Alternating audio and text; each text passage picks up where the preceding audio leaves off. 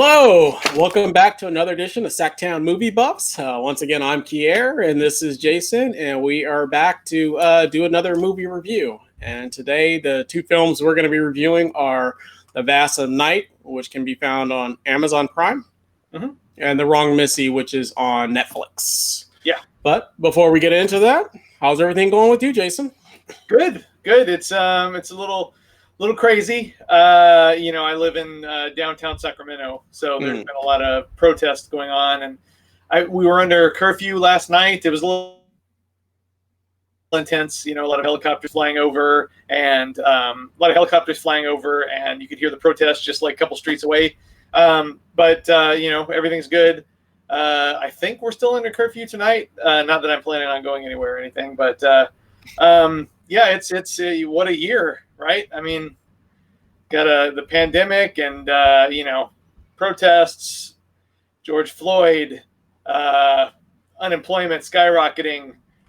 It's quite a year. I don't know about what you think about it, but it's something I think we'll always remember 2020 for lack of a better word. Yeah, man. It has been just a crazy year just all the way around. I mean, it even started kind of like crazy with, Kobe Bryant dying unexpectedly in a helicopter. I totally forgot about that. Yeah, I mean, there's just so many things that happen. You just forget about the other stuff, and that was one of my, I've always been a Lakers fan growing up, and, he's one of my biggest icons, you know what I mean? So just, that, and then literally right after that, then you get hit with this coronavirus situation, and then, as things are slowly starting to reopen, if you will, then we have, all the protests and looting and rioting and things like that in the streets. And it's just crazy. And, and it's just, it doesn't matter what your political spectrum is. I'm not here to get into that, but it's just a crazy time we're living in, no matter what, you know what I mean? It's just, it just seems like one thing after another this year is just like, you kind of want to hurry up and just get to like 2021, and hopefully that's a better year, because the first half of this year has not been good. You know what I mean? So, right. Yeah. I don't think anybody's. I'm not laughing because anything about it is funny. It's just like, man. Yeah, it's just no, exactly. There's just been nothing. It's just been the first half is. I've seen some reports like the first half of the year has been really raggedy, and it has. It's just been a really rough, raggedy first half of the year that felt like it's been going on for like 8 years now. You know what I mean? Like, it's just I don't even know what normal is anymore. You know what I mean? Like, I don't know what it's like to just go out of the house and like, oh, do I have my mask? Did I bring my gloves? Do I have to worry about being shot? Do I have to worry about, looters or rioters? You know what I mean? It's just like, if it's not one thing, it's another. It's just like, it's just crazy. So, and, now we're on this curfew, which, we're also still partially quarantined. So it's like, I'm not going to be out anyways, because, most restaurants are still closed in the area, and it's still kind of take food and go home and, that kind of stuff. So it's just a crazy time. Yeah. It's, I know we don't want to go off on, we are here to review movies, but, but yeah, last night it was like something out of a movie itself. It was, like I live just like 4 blocks from Cesar Chavez Park. So I could hear the tanks rolling down the streets. I could hear the bullhorns. I could see, I even took a video of it last night standing on the porch out back, but it was like, I could see like at least 4 helicopters or planes at like different colors, different heights at the same time. And it was just like, it was like something out of a movie, Right. So, yeah, pretty crazy. So I things get better in all sorts of ways. So I do as well, man. I do as well. Yeah. Well, not to switch gears, but after that, let's get into something that hopefully is a little bit more light. Movies. Yeah. So, yes. The first movie that we are going to talk about will be The Vast of Night, and let's get into it. I'll let you go ahead and tell us what The Vast of Night is all about, Jason. Okay, yeah. This movie, it's kind of a nice segue in a way, because lately living in America feels like being in the Twilight Zone, and this is a movie that is very much influenced by the Twilight Zone. In fact, when I was watching it, I was like, wow, we should have included this as like a 3-part review with the other 2 we did that were kind of like Twilight Zone kind of concepts. Because this one even more explicitly is Twilight Zone influence, because it actually at the beginning of the movie it kind of positions itself as an episode of a show much like the Twilight Zone, except it's called Paradox Theater, although it's obviously the Twilight Zone clearly. But this movie is about 2 teenagers in the late 50s in New Mexico. One is a switchboard operator, and one is a radio DJ. And the whole thing takes place on one night. Actually, it's almost not quite, but very close to being real time. It's about an hour and a half long. It takes place in about an hour and a half of time. While the majority of the town is all at a basketball game, these 2 kids stumble across what may or may not be, evidence of some kind of flying saucer above the town. That's more or less the whole plot line of the movie. But that's all it needs, I think. I absolutely loved this movie. This was easily my favorite movie of 2020 so far. And I know there hasn't been that many movies in 2020, but I don't mean that to be faint praise or anything like that. So this movie, I absolutely loved it. I thought both of the performances, to me, this is the way to do a low budget science fiction movie and make it feel like a big budget movie, because they did I can't believe this was somebody's first film. I've rarely seen a directorial debut that feels this complete. Like the camera work was great, the acting was great, the dialogue was excellent.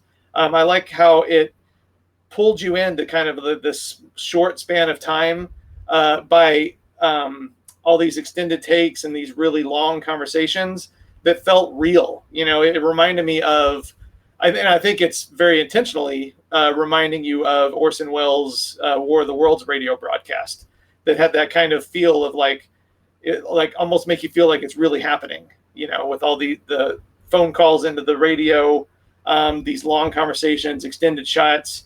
And again, like the dialogue is terrific. The camera work is terrific. The music, it really keeps you on the edge of your seat, using not much, but dialogue for the most part. And also just another little neat thing about it, I love all the attention that was shown to all the old-fashioned analog equipment, like the switchboard. It's hard to imagine that, in the days before iPhones and cell phones or just regular phones, that people used to have to call an operator and be switched in manually. And there's this great long shot of this guy like threading an audio tape machine over and over. That to me, that was like fascinating, because he clearly back then a lot of people knew how to do that just very easily, but it looked almost like alien equipment to me. I wouldn't know how to do that, but I get a kick out of that old fashioned stuff. So, but yeah, I loved everything about this movie. It kept me on the edge of my seat. It was exciting. And to me, it was like one of the best first films I've ever seen. So, and easily my favorite movie of the year so far. So, I feel like there's a lot of things about it that I'm forgetting to mention, but, basically I highly recommend watching this movie, especially if you're in any way a fan of science fiction or just good movies in general. So what do you think? Right.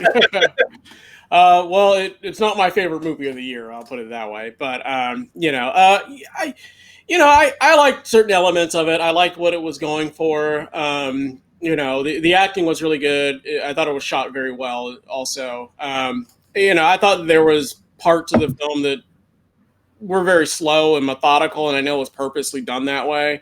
I just wish that it was a little bit brisker, and some of the conversations felt like they went on too long for me. There was a conversation with the radio caller that I felt like, okay, get to whatever point it is you're trying to make. And then the same thing, there was another lady that they talked to, and it was kind of like, okay, let's get to the point. Like, you could have summed that up in 2 minutes, So I don't know. There were some things that I just felt were a little slow. There were definitely lapses where I felt like they could have sharpened it up a little bit, and I felt like they could have tightened it up a little bit in terms of the dialogue being a little longer than necessary. The payoff was decent. It wasn't anything terrible, but for me, it just wasn't. It didn't move the needle for me a whole lot. So I thought it was just okay. Man, I watched it 2 times in one day even. Yeah. Well, I don't know. I loved it. Different strokes for different folks, man. Like I said, yeah. If it's it's set in the 50s, and it has that 50s feel to it. It has, if there was, it's the kind of movie that could have been shot in the 50s. You know what I mean? Like it's like the kind of movie that they would have made during that time, and just based on the slowness of it and that kind of stuff, but. For I think modern times, I feel like it felt almost dated in that sense because it was so slow, and they were intentionally doing that. But for me, it was a little slower paced for my liking. So, oh man, see, I got to disagree with you because I think I've never seen a movie that's quite like this, to be honest. And I love it when a movie can have like somewhat familiar subject matter. I mean, how many movies have been about UFOs? But the way they did it, like, I can't imagine seeing a movie that was made in the 50s that would have like a 20-minute long tracking shot where it's like, I was trying to figure out what is like the one in the beginning where, again, I like the way they established the real-time angle because they filmed the entire walk from the school to the room where the switchboard is. And they film it at like this really interesting, like low angle looking up. And I was like, what is it about like this shot? I've seen a million tracking shots where they're filming people talking and walking, but I've never seen one that's kind of shot at that angle. So even something as rudimentary as that, I thought they did in a different way than usual. So, and then again, when it goes from the room where the switchboard is, I don't know what that's called, but where the switchboard is, and it zooms all the way over to the high school, through the auditorium, up the stands and out the window and over to the radio station. And I found out that most of that was actually done. I was assuming there was computer trickery involved, but most of it was not done with any computer trickery. And I definitely don't think you'd see that in any movie that was made in the 50s for sure. So, yeah, I don't agree. Yeah. Well, I disagree with your disagreement. Okay. All right. Well, Yeah. Like I said, it didn't, I didn't hate it, but I thought it was a little slower paced for my taste. So, but yeah, it's, I see it's a movie that, obviously a lot of people like. It's got great reviews, but that doesn't necessarily mean a whole heck of a lot, obviously. But I definitely could see what it was going for, and I could see why somebody might like that type of a film. But for me, it was just slower paced for my taste. So, yeah. And that's what I felt about the best. Whatever. All right. Well, moving on. So, completely different film. There's no connection between these. Yeah, not at all. These ones are not even close. We did another show where we did basically 2 Twilight themed films. This one was The Best Night was more of a Twilight themed film. Definitely, it definitely could have went on with those other 2 for sure. Yeah. The next film though is going to be The Wrong Missy, which is completely different film altogether. Yeah. This one is actually on Netflix. It's a comedy that stars David Spade, and the girl is Lauren Lapkus. Yeah. She's also on. She was on Orange Is the New Black. Is the only thing I know her from. She was one of the officers on Orange Is the New Black. I don't know her from anything else. So. Basically, it stars David Spade. He basically had just went through like a breakup, I guess, a couple months beforehand, and was back in the dating world and went on a blind date with this girl that Lauren's character, whose nickname is Missy, is a complete train wreck, just crazy, off the wall, very, just loud, obnoxious, says random stuff, is just a crazy, crazy person. Probably not somebody that you would want to date, kind of thing. So the date goes horribly wrong. Obviously, he, ends up, they don't have any more communication after the first date. Let's put it that way, not to go too much into it. And then fast forward to about 3 months later, he meets this girl in an airport that's like basically perfect for him. And, likes, the same books he likes, has the same backpack that he has or bag that he has. And, he doesn't drink, she doesn't drink. So they just seem like they're just like completely perfect for each other. Something happens. She ends up having to go catch her plane or something of that nature. And then they exchange phone numbers. Well, she gets his phone number, actually. They don't exchange phone numbers. She gets his phone number and says that, she'll call him and text him. And then sometime later, he gets a text from her, and they're corresponding back and forth, and he tells her about this trip that he's going on and yada yada yada, and then invites her on the trip, and lo and behold, he's been essentially texting the wrong Missy or the entire time.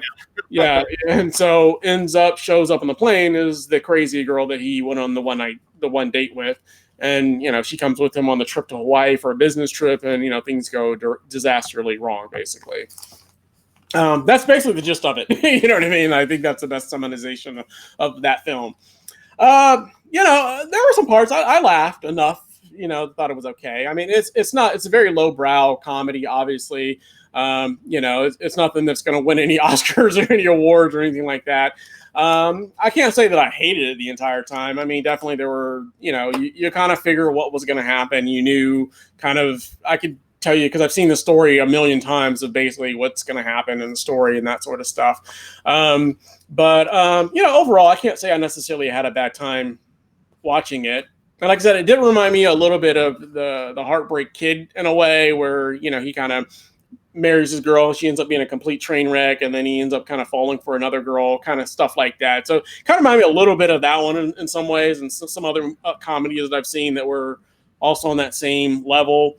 So while I can't say that I necessarily liked it or would necessarily recommend it, it does have enough laughs. So if you're just bored one night and you want a couple good cheap thrill laughs, then this would be one that you could probably watch. And that's my summarization of The Wrong Missy. Your take, Jason. I liked it. Okay. I liked it. Like you, I mean, it wasn't a great movie. It wasn't a terrible movie. No.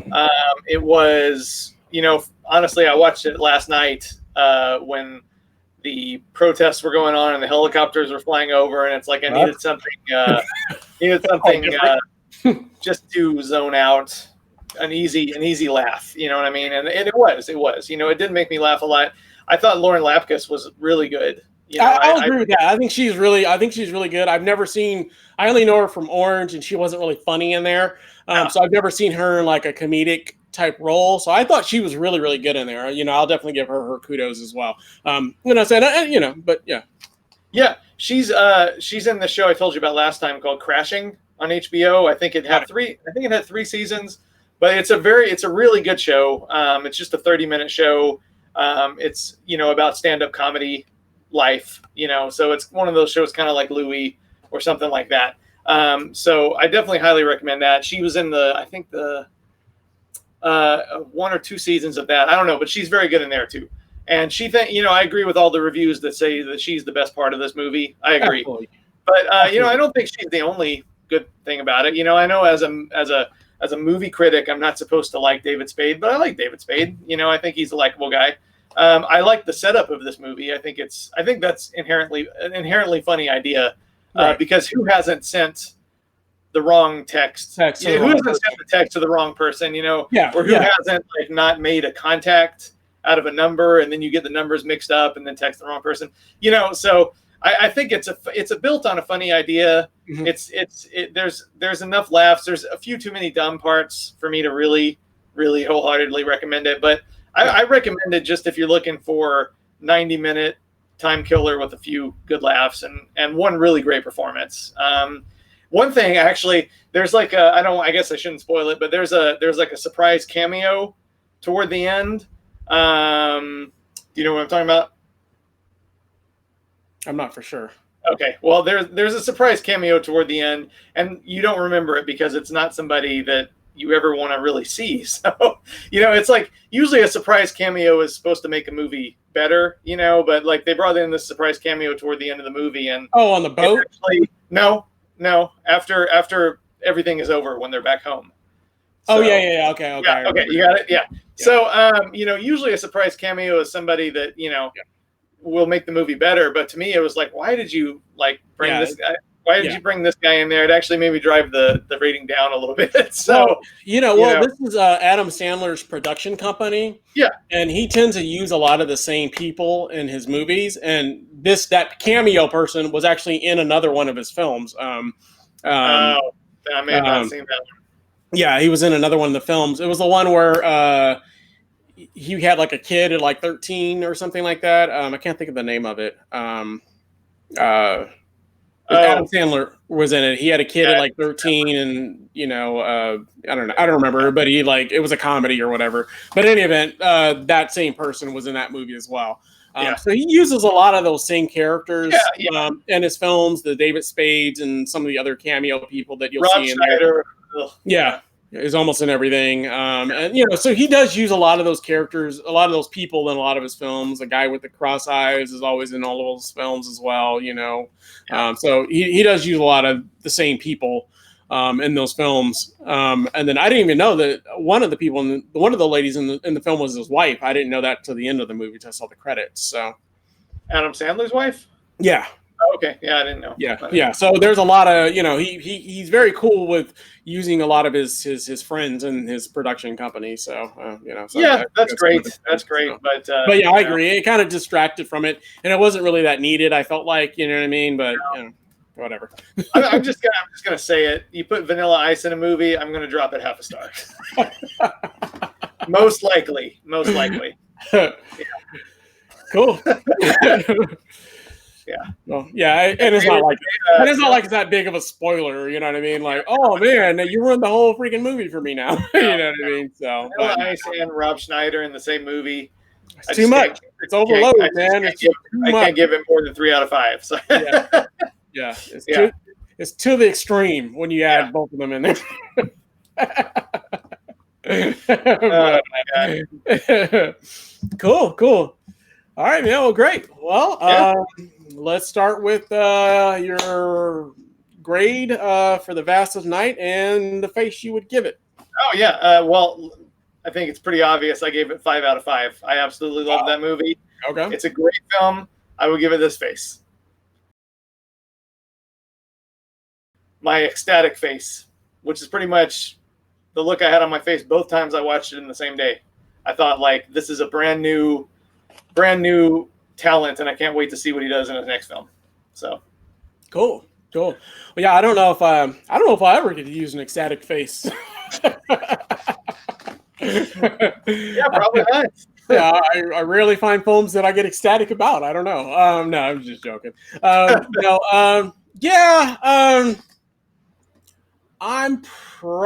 gonna give it a 3 out of 5. I didn't hate it.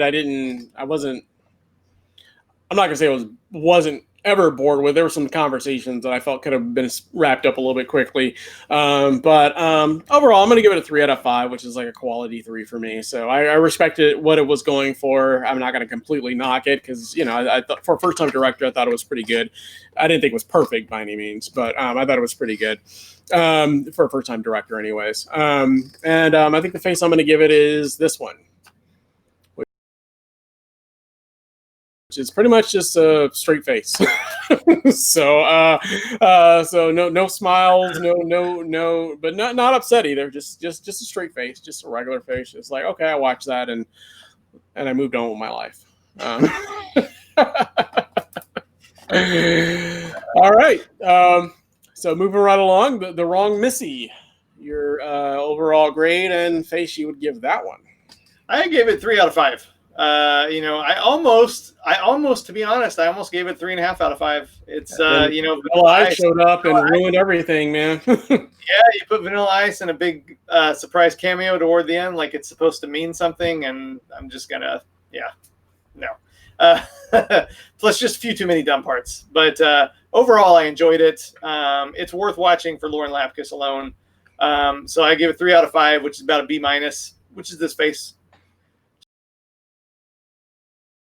Just like pleasant smile, nothing. I enjoyed the 90 minutes. Cool. Yeah. I'm actually going to give it the same grade. I think I'm also going to give it a 3 out of 5. But instead of a straight face, I'm going to give it this face, which is like a slight smile but no teeth. So here. Yes. Are you really saying that the Wrong Missy is better than The Vast of Night? That's exactly what I'm saying. Yes, wow. I had a better time watching The Wrong Missy than I had watching The Vast of Night. Yes. Wow. Okay. I didn't love either one of them, but yeah, I had a better time watching The Wrong Missy. But that's just me. Yeah. Well, cool. Well, this is my last show, everybody. Yeah. Well, like I said, our differences of opinions will definitely be strong on some of these films, some of these shows. So, and you're seeing it. You're seeing it in action. Yeah. But yeah, overall, I would. If you ask me which film I would rather watch again, I would rather watch The Wrong Missy. Not that I really want to watch either one of them again, but that's just my personal preference. I would watch that over The Vast of Night. So. It just zips by a little bit quicker for me. The pacing was a little faster. There's enough laughs where I could watch it and have a decent time. So for me, it's a no-brainer. So, well, I mean, you're entitled to be wrong, so it's okay. I am entitled to be wrong, but in this case, I am right. So, all right, well, cool. Well, hopefully you enjoy this our review and our back and forth banter of these two movies. Like I said, let us know in the comments what you think. If you've seen either one of them or haven't seen any of them, then check them out and let us know in the comments and let us know what you think. And just keep once again, always keep watching and subscribe and hit the bell notification so you get a link or get an upload. Whenever we're uploading a new video, you'll be notified and you won't miss any of the action. So, all right. Well, thanks so much, guys. You guys have a great day. Bye.